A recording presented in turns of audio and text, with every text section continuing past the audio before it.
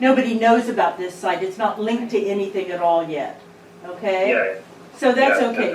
that is quite obvious. Yeah, okay. So can you give us the username and password to get into the, okay. But Alicia, there is one more thing. Uh-huh.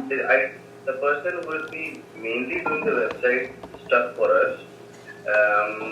That person, I'll share his he set up a page for himself. He's basically a web developer. He said that he can create the full website also from scratch if he wants. If we want him to do that. No, we have other information that has to go on the website. We can create a second website for that other information if it's easier.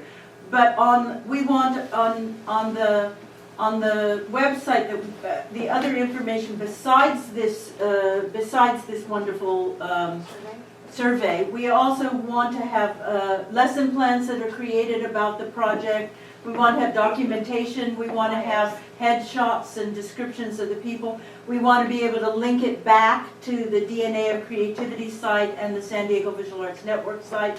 So we've got some other needs for the website. But if there's a way to actually either make two and have them side by side, and have it so you link from the website we set up, we could just have a simple thing that says click here to go to the survey, and then it takes you to yours, and then you're in complete control of that once we know what the link is, and that's probably the best way to go, don't you think? Yeah.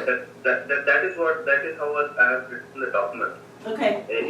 If you see the architecture part from the document, it clearly explains that when the flow starts from the main page of the website.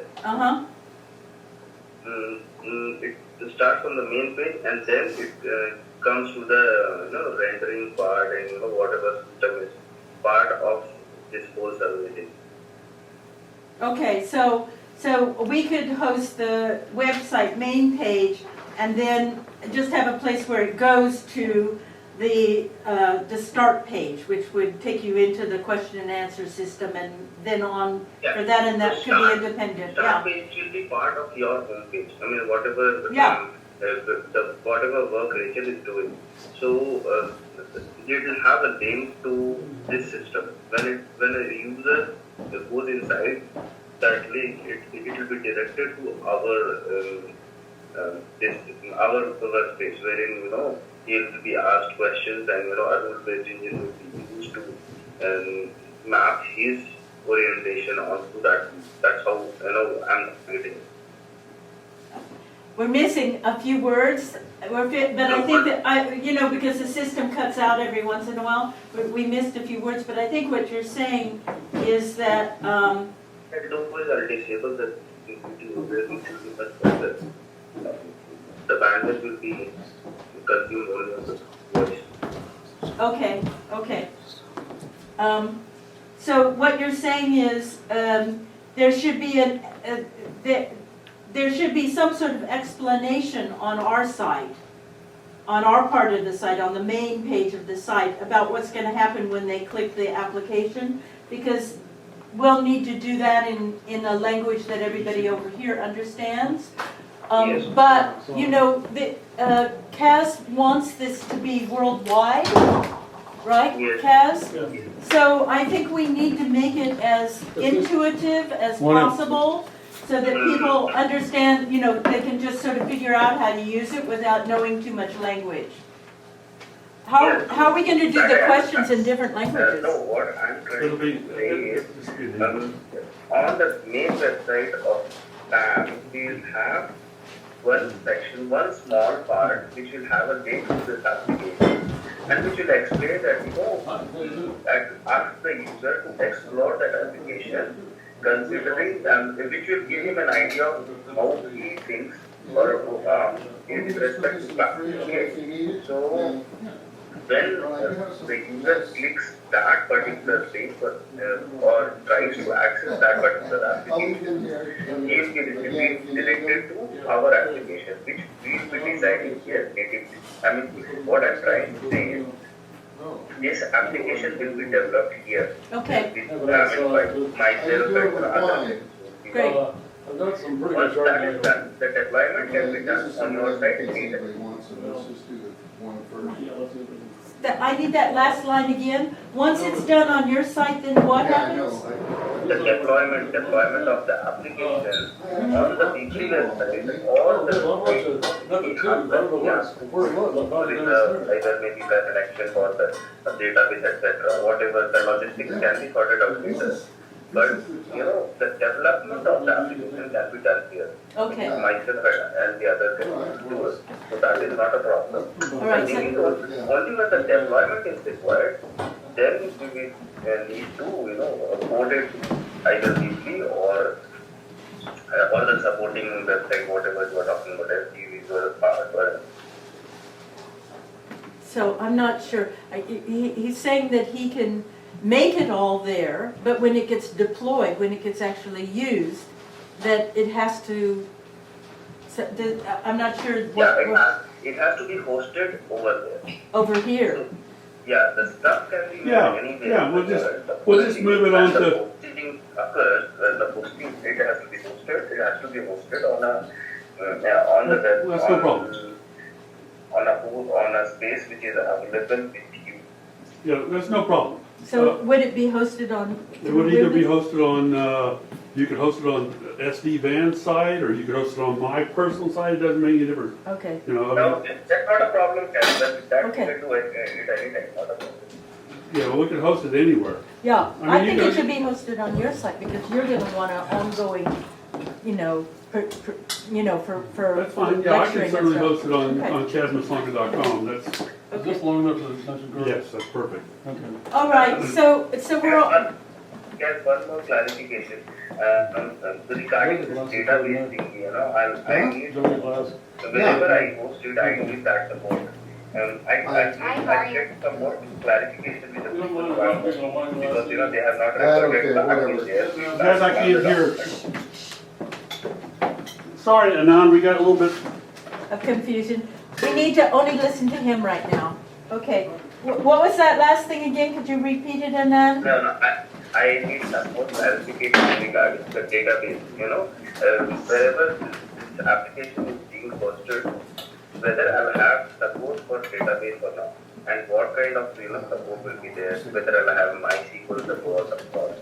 All right, so, because I guess I'm not understanding, you're needing some database support? Yeah, on the hosting server. what kind of- So, yeah, what kind of support would that be? Every host, whenever I go to the website, the service provider will give me support for database. I'll be able to create my own native database on his database server, and that database can be connected to my application. So that service provider has to give me the support for creating a database on his database server. Right. This database server. So that has to be given by the provider. Okay, so, do you have a database connected to yours? Well, I guess I don't understand, what's the difference between a database and a web hosting No, service? no, I know the difference between that. See, the web hosting service, all these database servers are commercial servers. Right, So any web hosting service, whenever you take web space, they'll give you option of taking database service as well. So it depends on the person who needs it or not. So for that stuff, they'll start something more, and they'll give that facility to you. So what they will do basically is they will have separate database servers on which they will be running commercial SQL software. So once we apply for that database service, what they'll do is they'll give us authentication to create database on their database server and maintain it. Okay, So so, that has to be done from the provider. sounds like some extra expense. no, it isn't. I don't think it's a problem. My host that hosts me, I've got the SD-WAN database, but I think I can add other databases as well. And, Yeah, you can do that. you're right, you might need their permission to add another database, but I think that they give that permission because we're a nonprofit, and so, they don't charge us for the service. Okay. Then not a problem. Then we can do it. So I think it should be all right, but of course it has to be checked out. So I would have to send them a request and say that I wanted to establish a separate database because you don't want this database to be in the same database as SD-WAN, right? Yeah, true. All right, so I have to find out whether that's possible from them, and then give you the details and so you can sign on. I mean, right now, as I understand it, I think I've got two databases. I've got SD-WAN and I've got a PHP or some, I don't even remember what the other one is called. So I have to look at that and see and then ask them if this is possible. And so probably from you, I'm going to need some sort of information when I ask them that has to do with the size and the traffic, something like that, so they know what they're agreeing to, approximately. Does that make sense? Yeah. Good. The second part is, for the database, I need separate set of, whatever question I have here planning, I need a set of questions which can be fed into the database. Right. It will be in turn given as a question I have to the user. So that question I have, who will prepare? Can you will prepare?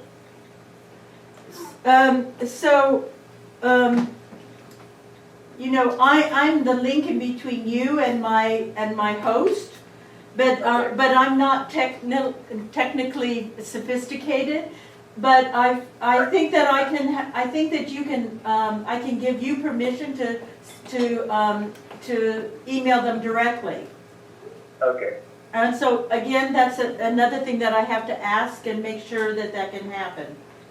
And also, I don't know how long this project is going to go on, Okay. but I don't think it's infinite, is it? No, in the database, your database is going to be nothing compared to this thing. It's going to have tons of data. Right, so it might be that it overstretches what they can do, because my database is You've got like a few I have- thousand names or something, right? I have, I have like 2,000 resources and another 7,000 events and, and mailing lists and all sorts of things. I've got a lot of different a lot of different files within the database. But I don't have heavy graphics. For this project, I don't think so that will require a lot of stuff. Right. The only what I can figure out is, on one side we need to keep some user information of what kind of user had accessed the application. Right. And the second part is what was his orientation, which will be decided on the basis of the questions being asked to him. Right. Right. So basically we need a set of questions which will be furnished either by GAL or by the bank. Right. And one of those questions should probably, some of those questions should be, are you a male or a female, and what country are you from? So that we can organize the end results and take data off of the databases, which is something I can always download the databases and put them into Excel spreadsheets and send them to Cass so that he can look at the statistics that are coming through. But Patricia, this is a basic information. This anyways we are going to keep. What I am trying to say is the questions Right. which actually map Right. the user's orientation on the queue. Right. So this is suppose 4 questions are being asked to a layman, and those 4 questions, and he gives some separate answers to those 4 questions. Now depending on the computation which we do in our processing unit, it will give us a coordinate which will be mapped on the PAM cube. Right. So those questions which have to be asked to the user. Right, and Kaz is going They to, going to write those questions, and they should have a 1 to 10 selection. Each question should have a choice between 1 and 10 of how strongly they feel about the Yes, answer, yes. right? Yeah, we've already talked about that. And you have talked about that. And have you also talked about only mapping 24 different items? Okay, one of the things we discussed at our last meeting is instead of letting the viewer choose any item that he wants in the whole world, we would start the project by having just 24 different objects for them to choose from. And they could do as many or as few of these, obviously, as they Yeah, wanted. I'm not sure that's a great idea, because Okay. culturally, I mean, the world, I mean, we'll pick 25 things and nobody will know what they I are. think is, you can categorize the items on a broader basis. Like you are saying that you can ask the user to proceed in any item. But I think think that you're would right. be too random. And creating a system for any item is very difficult. Yeah. Because processing of the data will take a lot of time. Yeah, exactly. And our database will keep on increasing because the user will keep on inserting different kind of data. Right. And so how many items do you think we should have them choose from in order to make it a viable system that doesn't get overwhelmed? That we have to figure it out, because if it boils down to the top of the pyramid, like you start from items, then you divide into living things and non-living things, then again you categorize into multiple. So we'll have to figure out how to classify all that. That's going to be a challenge. It's going to be a challenge, but I think what we want is to try to have, like Kaz says, we want to try to choose things that are universal. And I think we need to have a recognizable picture of that item, so that if you don't need to know what the word means, you can just look and But what if if you it's see an idea? What if it doesn't relate to a picture? Yeah, if it's music, what if it's the Ponzi scheme? right, but It even doesn't that, relate there's to always visual. there's always an image you can use for anything, though. No, because that'll take you off base. I mean, it's like trying to make an image for a poem. You destroy the poem with an image. Right. Yeah, I don't know. It's a challenge. It's a challenge, and we're going to have to deal with it. You Yeah. are, yeah. It's not something that's going to be decided right now. No, okay, all right. But question will need some time, to set up all the questions and how they will be, Okay. presented to the user and to a layman specifically, because we want the system to be understandable even for the dumbest of the people, so that Right. they can figure out where they like the cube. And let me just make double sure again, that you don't want them to be able to choose anything that's too big, that makes it too Yeah. wide of a database. We have to restrict ourselves to only so many choices. Is that correct? Yeah, true. Because it makes the but- database just too unwieldy, We need to categorize. We're going to paint ourselves into a cultural corner. We need to target one specific set of, but Okay, do you think that it would be possible for us to test some of these choices out on you as somebody from the other side of the world? Because that's going to be helpful to us, I think. Well, if you want that kind of thing, I can arrange. I can ask people here. Who think differently. I can ask lot of You can't people leave who all can things to old just, people. well, you got it. typing. You can maybe send me a set of questions. I can ask them. Right. Okay, thank you. It's a problem. I mean, you've lived in England. I lived for a little tiny bit in England, but I remember going into pubs and seeing, these question and answer games on their culture. I had no clue what they were talking about. Right. That's why you're going to have to, as much as possible. Now remember, I don't that think there is if you universal have, remember if there's 27 to choose from, they maybe only understand 5 of them, and they'll do 5 of them. the majority of people are only gonna do one. You know, they're gonna look at it, they're gonna do one. The next group might be doing 3, another group might do 7. There would be very few people that are gonna do 27. So as long as we have a spread of them that, you know, a wide range of people can do, I think that, you know, I know this is worrying because it's not scientific enough, but maybe this is a point where If it's not scientific enough, it's of no value. Patricia, I'd like to, say something here. good, What I am seeing is people are very least interested in, filling up a survey. I mean, so to create a survey which actually entices somebody to fill it up, that is kind of a challenge of a marketing domain, and we are not doing that. We are basically taking about some kind of research work and trying to map a person's orientation. So it has to be self-driven. That is the first thing. But what we can do is we can figure out a way.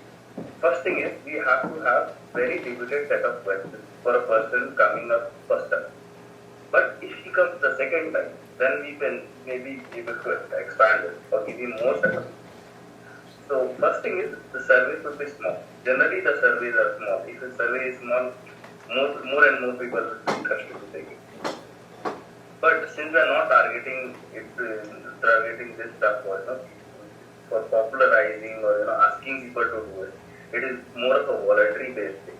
What we can do is we can target very limited set of questions for the first time. And we can go on an incremental basis. If a person keeps on coming, we can increase the number of questions. So there can be a lot of logic which can move around, or this system which we can figure out. But that is a thing of the future. As of now, we'll ask a very limited set of questions, and those questions should be very precise, and it should actually give us a feel of, give us say there are 8 actors, so maybe we will target 8 questions for that time. So and the modeling will be very easy for us. So what we do is, considering the 8 actors, we frame questions as such, all the orientation of the user is mapped into is parameterized into a numerical value, which will be mapping on that. So we are very clear on, okay, we have 8 axes, we'll ask 8 questions, and that's how we to proceed. So if the user comes maybe next time or comes multiple times, we can increase the service. I think that would be a good idea to do. Because in general, what I am thinking is not many people are interested in about that. did you understand? Yeah, most of it. It's hard to. Yeah, He's got a beautiful voice. Could you like some wine or something? Sure. Yeah, I think in a nutshell, Anand, you and I we can talk about what the limitations are of assembling the questions. I think that the 24 that we talked about were basically just a jumping point. This wasn't going to be the D24 questions. I mean, you may have seen it that way, but I didn't see it as Just the starting to figure it out. yeah, just as something to throw out there. Yeah. But as far as when we open it up to the world, we're going to have to figure out, what the limitations of the programming is. Like I can imagine, I mean, if we had unlimited resources, it would be nice if someone could type something in. You actually take that string, do a Google search to see if it even comes up. If it doesn't come up, then it's not important enough. When you send a message back to them, says, this doesn't even show up in the internet, so it's not important enough. But if it does show up, then it logs it into the database, and then you've got this particular item already in there that people could choose from. So say, a couple of days later, somebody different types in that same thing or something similar to it. That's the tricky part. Say they type in something that is really the same thing, but they worded it a little bit differently. If there was some way of having some intelligence in the program that could actually distinguish that these two strings actually are talking about the same aesthetic expression, even though they're not worded the same. So that would be kind of tricky, but then you could say, instead of Lisa Mona, somebody put Lisa Mona and somebody else put Mona Lisa, and then, the program would determine that, hey, these might be the same things, and then come back with a question. Do you mean the Mona Lisa? Yes or no? Yes. Okay, so then now we've got these two hooked together, and off it goes. That's very sophisticated stuff. I'd like to interrupt here. There is one point. Whatever you are saying, that is based on, that is an understanding system. Okay, creating an understanding system in itself is a huge project. I mean, I was actually involved around 6 years, 5 years back, and creating an understanding system. Now, what I am targeting as of now is we have a database of a questionnaire which will be prepared by the bank team, and that question, and from that set of questions, a subset of questions will be posted to the demand or the user who is accessing the system. Now, based on the answers given by the user, the answers will be fed into rule-based engine, and a parameter value will be generated, which will be shown on the panel. As far as understanding part is concerned, the user says, okay, the user gives a textual answer. Now, in that case, that is why I was saying that we need to categorize answers. We need to, if we say that, because the user can say a million things, but we won't be capable, any system per se won't be capable of categorizing a million things and saying, okay, how that answer is related to that question. That is an analysis part which is yet to be developed, I think, in the computer script, in the programming script. But what I feel is the feasible thing would be, get a relevant answer from the user. And say if he says a cricket bat or a baseball, so those kind of things can be easily categorized in this sport, or so we'll have to have a set of subset of answers, which will be his answer, the answer of the user will be mapped to those subset of answers, and we'll be able to generate a data. And I think that is a more feasible solution. Instead of targeting all what is there in the world. I mean, that doesn't make much sense. What is it? Okay, yeah, I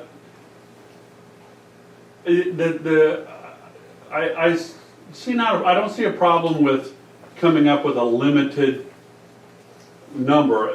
I think culturally we're going to, have some problems because only. No, Kat, I don't think so. Even culturally, we will have a problem.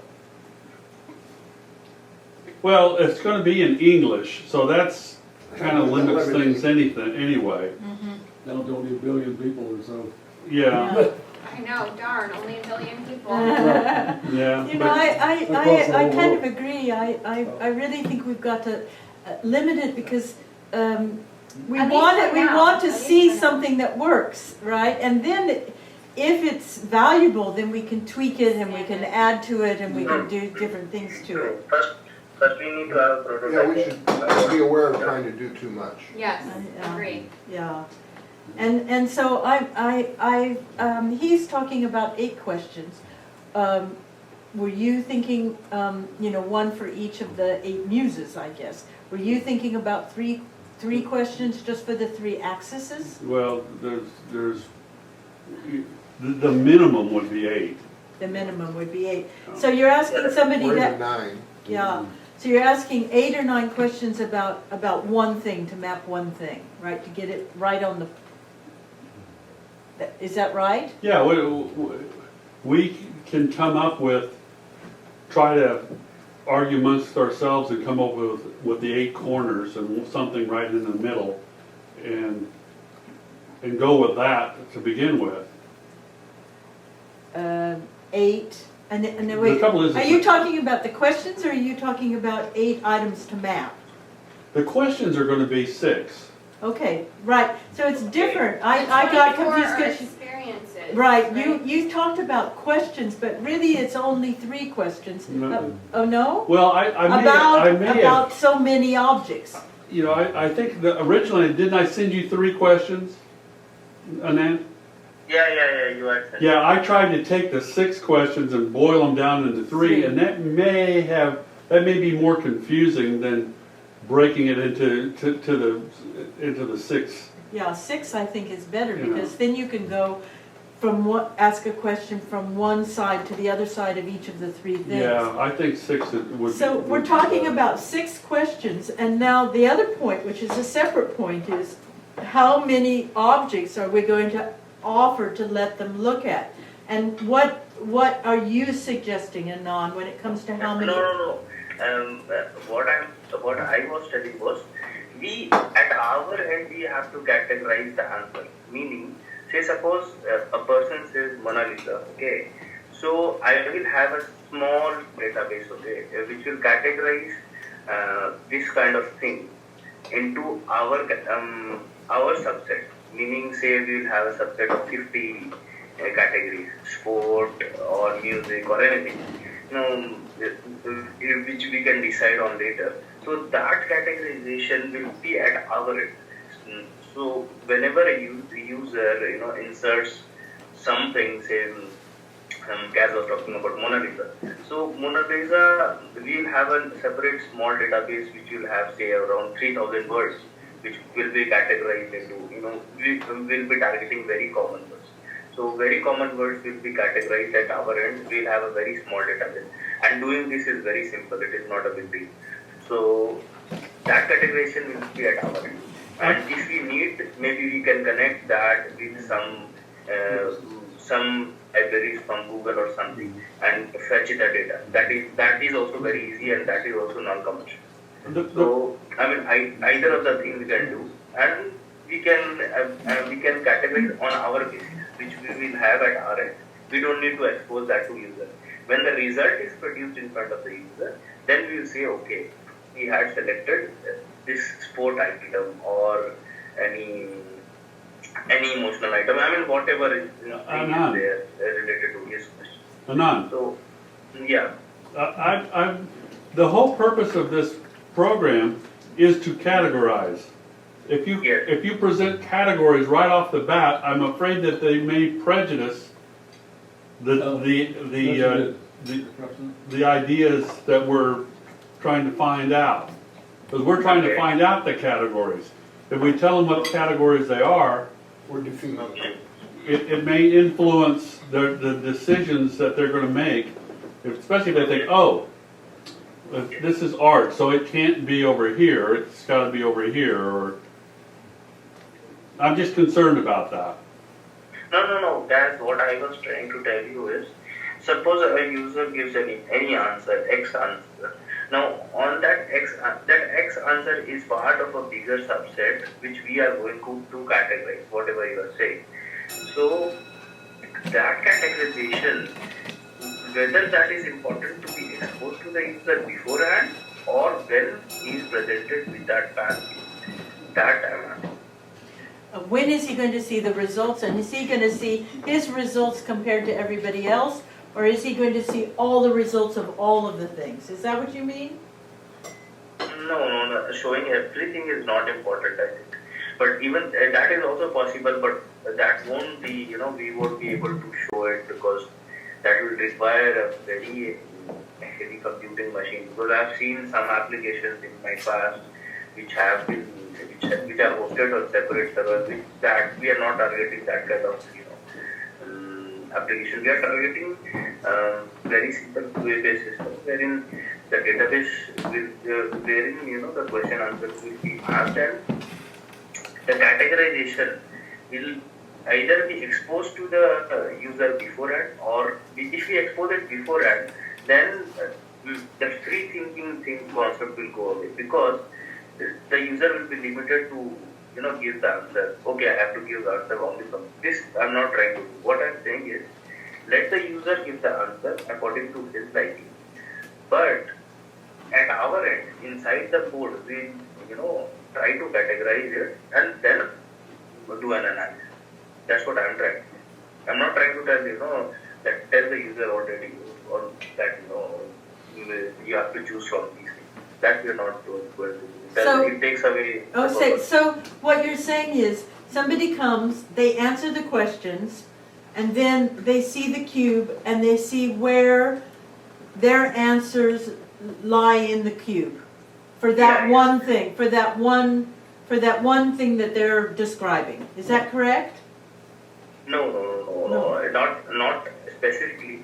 We can do two kind of things. First thing is, from all the answers, he's asked 6 questions. From all the 6 questions, we try based on some mathematical model which I can make here. Based on some mathematical model, we can derive one single coordinate, and that single coordinate will be mapped on the PAM cube, and his orientation will be showcased. That's what I said. Second thing is, instead of doing that, we can showcase all the 6 coordinates for those 6 answers on the PAM cube, and we can show center point of all the 6 coordinates on the PAM cube also. Okay. So those 2 options are available. All We right, can, So you're saying either that you one. can show each coordinate for each answer of the 6 ones, and then Yes. the average. Yes. Is that good? Is that necessary? I don't know if I don't it think might it's be necessary. confusing. I don't think it's necessary. We can want the vector. Yeah, just the vector sum is probably all we need. Yeah, Yeah. Yeah, true. okay, Then we'll follow the first thing. First okay. one. All right, so now we've got that confirmed, right? You're gonna answer 6 questions, the user is gonna answer 6 questions, and then on the cube, he's gonna see the resulting point in the cube. Yeah, unless you want to have some section, a tutorial, which shows how a vector sum works, Mhm. which is more. Yeah, that we it's can more- do. That is a simple thing. Just after questions, or just to make it. That should be, I think that should be in a how-to video, that you just Yeah. show somebody and you give screenshots and Yeah. you do this You're right. step and that step. I don't think you need to. That's right. You That's- know, yeah, you that's just do it much in a easier. screenshot Much thing. easier. We'll do a video showing how the vector sum works. Right, with screenshots. Now, are we ever going to show that result from that one person compared to anybody else? Oh, I'm sure we will, Yeah. some way. Yeah. I'd like to see it. Is that something that we are gonna do in the first phase? Well, no, because we won't need to until we open it up to the world. Okay, The first phase, I think, we'll just be kind of testing among ourselves, right? Yeah, we'll do that. We'll release a beta for ourselves. all right. And so we need it, but we need it in the system that there is the ability to show the average of a number of different people, right? Yes. Okay. And that is the second part. I mean, once say around 100 people have given the survey, we will have in our database we will have a separate table, okay, which will map the orientation of people, number of people who have taken the survey and what has been the orientation. Right. So for our end, we can keep the statistics of, or maybe even we can produce for the public also that okay, these many people have taken the survey and this is the general mindset according to the PAM cube, or we can show the whole PAM cube containing the eco space of the people who have given the survey. All right, so I'm asking this question of the team. Right. So we'll see the possibility of there is the reality of showing the results from one person talking about one item and where it maps Right. out. And then there is the second thing, which is, how what is the average of a certain group of people? Where does that We'd map like to see how out? consistent people Yeah. judge certain And things. do we want at any time, and I don't know, I'm really just asking this, at any time, do we want to see a number of different items mapped so that we can compare where one item is compared to another item? I think that's really Well, important. I think we need that at the end, yes. Yeah, Well, that's what you see when you visualize it in the cube. yeah. That shows you, We're, Well, you know where one is, and you know where another is because you do it again, yeah. and you see where another point is. Will that person ever be able to see both of those things in one cube? sure, I would think you would want to see all of Yeah, the things you I think map. that Right, can also be okay. that is also- Good, good, Do the As well as six the consensus on that. questions, Yeah. are they oriented towards Wanna the give six us something? vectors?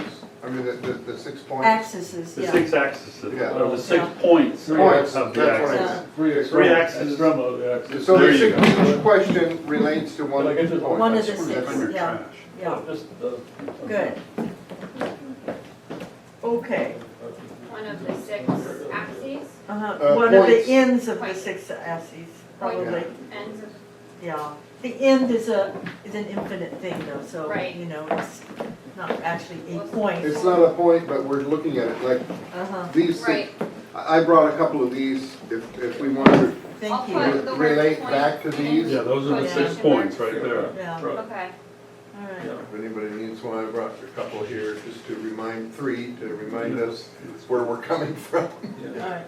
Now, if I got this, if I've got this summary right then, we are needing to know, I need to ask our host whether they can add a new database onto our system.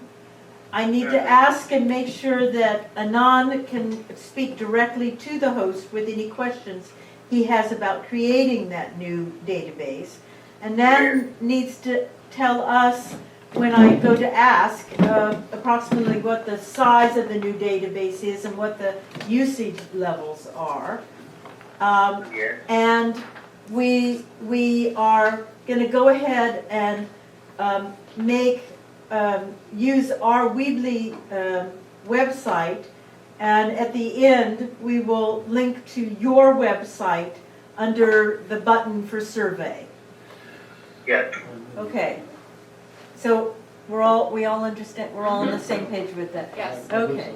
Now, and then the other thing is that we have to work on the 6 questions, and we have to pick a limited number instead of an infinite number of choices of what those items are gonna be, We were gonna which will start be with a 24. challenge. Yeah, which is gonna be a challenge. Yeah, that Well, ultimate. Kaz has a big list already. Yeah, I have 28 or something. No? Right. More than that. Are those posted on the Well, we board? can think of some Not more. on the board, they're on the polyaesthetic mapping website. Yeah. Okay. mhm, Well, we can think of some more of that, we just brainstorm sometime. Yeah, I think I probably have a copy of. But I think starting with that's probably a pretty good list. yeah. At least people in the Western, academic, intellectual, cultural. range. And Anand, how do you feel about having 24 items for them to choose from? No, that can also be done. See, I was thinking from from a personal experience.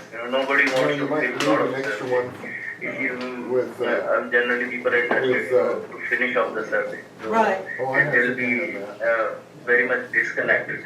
Right, So you that know- is why I want to give, as minimum as possible. So anybody say, if I go and I know somebody, there are a lot of friends of mine who completed their MBAs, okay, and they used to send me a lot of surveys, okay, please complete this, have to complete.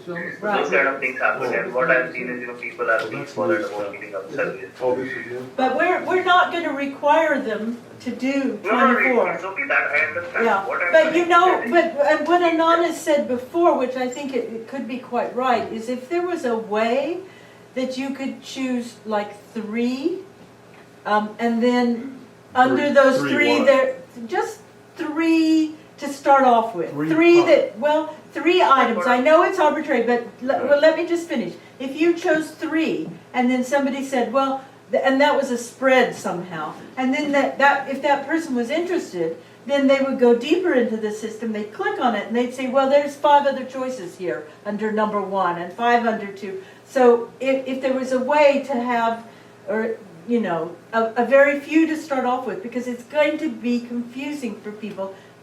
I think that's what he says, it's going to be confusing. If you go in and you look at a survey, and the first thing you think is this survey going to take me more than 3 minutes to fill out? You know, when it says it's going to take me 20 minutes to fill out, I'm not there. I don't do it, Yeah. right? So it has to appear that you can do it very quickly, but the advantage is that if you want to do it more or come back and do it again, that's very clear that that's possible. I think that's what he's trying to say. I think it was, you know, you have a list you could have a list of 200 items, and you could scroll